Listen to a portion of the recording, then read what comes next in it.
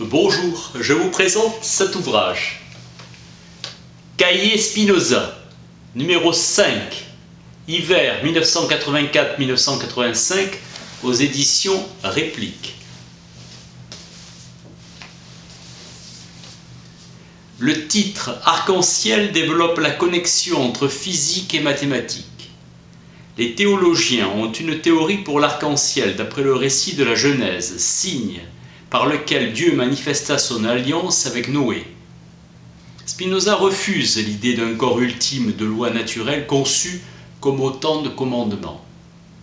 Jean-Maximilien Lucas, médecin de Rouen et vivant à La Haye, libertin, se sentait des affinités avec la pensée de Spinoza. Il dira que Spinoza a jeté au feu l'ouvrage de l'arc-en-ciel après lui avoir consacré beaucoup de travail et d'efforts pour son élaboration. Le développement de l'optique constitue sans doute l'un des problèmes les plus fascinants de l'histoire des sciences au XVIIe siècle. Attrait esthétique de l'arc-en-ciel et son importance en religion, ce que Spinoza avait à l'esprit. Il accorde trop peu d'attention à la corrélation entre l'établissement d'un fondement scientifique et l'inexactitude inévitable au sein de la physique expérimentale. Son traité a peu d'intérêt sur le plan scientifique. Jérôme Cardan fut le premier à déduire une théorie des probabilités. La théorie est que le calcul algébrique des chances de gain dans le jeu de hasard nous permet de calculer des probabilités et de prévoir un événement. Descartes s'élevait contre la scolastique d'empreinte aristotélicienne et voulait en faire reculer l'influence dans les universités. Spinoza montre comment, dans la pratique, on peut mener à bien la résolution du phénomène de l'arc-en-ciel par l'intermédiaire de signes algébriques en formulant en langage mathématique la probabilité de gain à laquelle on peut s'attendre dans le jeu de hasard. Élever la connaissance au rang de règle rationnelle et universelle. Il appartient à Dieu de concevoir tout ce qui peut tomber sous un entendement infini. Il existe dans chaque mode infini immédiat une hiérarchie d'essence allant du plus bas au plus haut degré de perfection. La perfection est fonction du degré de composition des individus. Tout corps est en interaction avec les autres. La nature bien comprise est une immense horloge. Einstein fut influencé par Spinoza. Il y a une résonance ou affinité disséminée dans les articles de réflexion. Spinoza est invoqué comme une familiarité quotidienne, un poème pour l'éthique de Spinoza, que j'aime cet homme noble. Il rendit visite à Popper Linkens, philosophe socialiste apprécié de Freud et ami de Marx. Il pensa que cet homme sans méchanceté était Spinoza. Il dira à un rabbin de Brooklyn qu'il a la même opinion que Spinoza, en tant que déterministe convaincu, et n'éprouve aucune sympathie pour la conception monothéiste.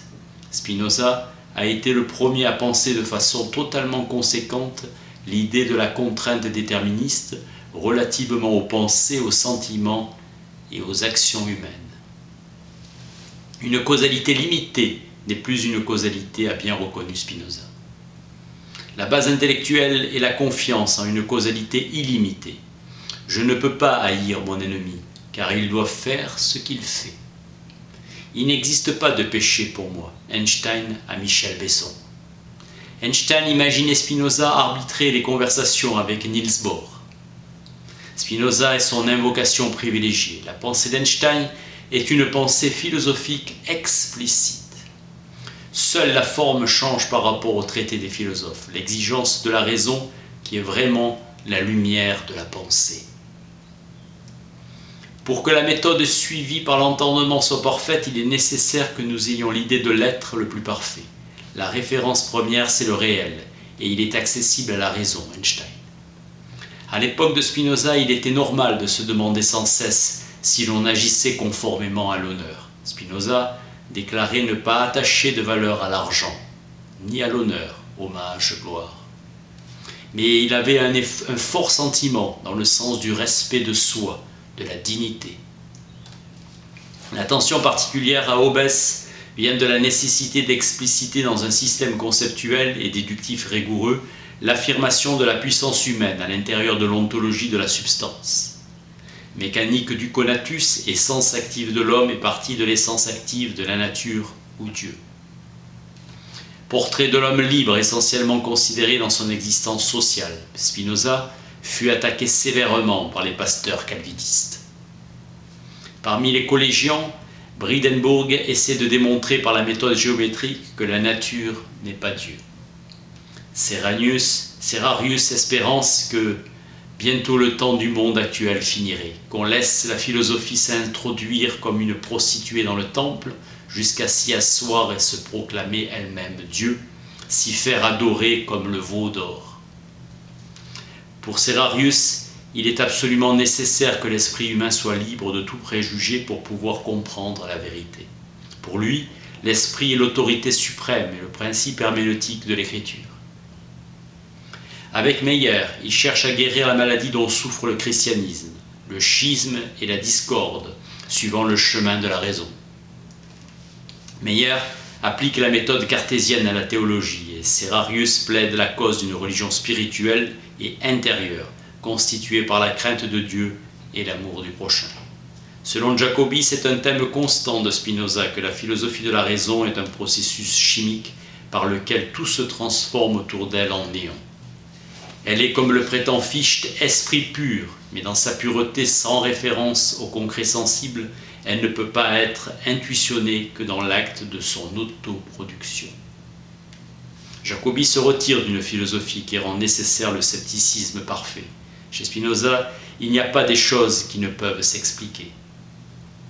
L'intelligibilité des choses est totale et universelle pour l'entendement divin. La relation cause-effet n'est intelligible que si elle se réduit à la relation principe-conséquence. Chez Jacobi, le vrai est sa propre norme, car le vrai relève de la foi, transparente, car il permet de voir les essences des choses finies à travers les obscurités. Certitude de la foi religieuse. La foi est présentée comme étant de l'ordre de la connaissance. La vraie religion est anthropomorphique, car elle affirme l'existence du divin. Dans l'homme, c'est la vérité du christianisme. C'est dans la vie divine, dont le Christ est la source en moi, que nous contemplons un amour inconcevable. Le Dieu de l'Évangile est le Dieu vrai. Jacobi exalte la foi. Le savoir, au lieu de découvrir un principe dernier d'explication de la nature et du tout, tombe dans un abîme obscur. C'est pourquoi la conscience de notre ignorance est ce qu'il y a de plus haut dans l'homme. Être rationaliste au sens fort du terme, c'est croire à la puissance déductive de la raison. La science, œuvre de la pensée discursive, doit céder la place à la foi. Le vrai rationaliste pour Jacobi est une intuition intellectuelle, une capacité spécifiquement humaine de s'ouvrir aux choses divines.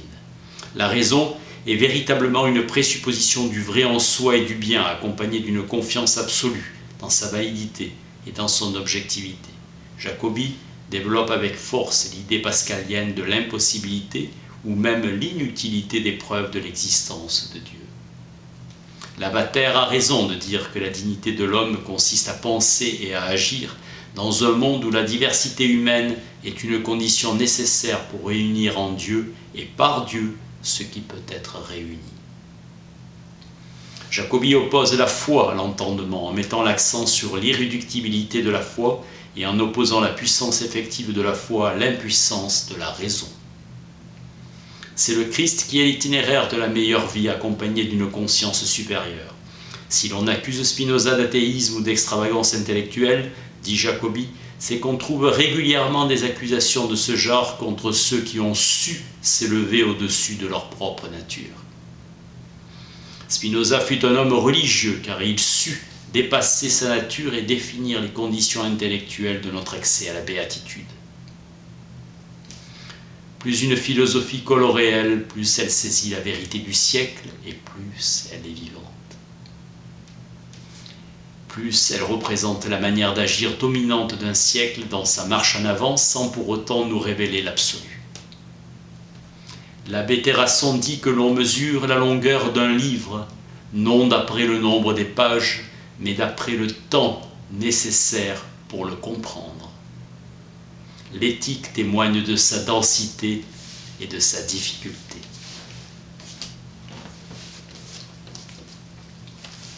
Cahiers Spinoza, numéro 5, hiver 1984-1985, aux éditions République. Merci.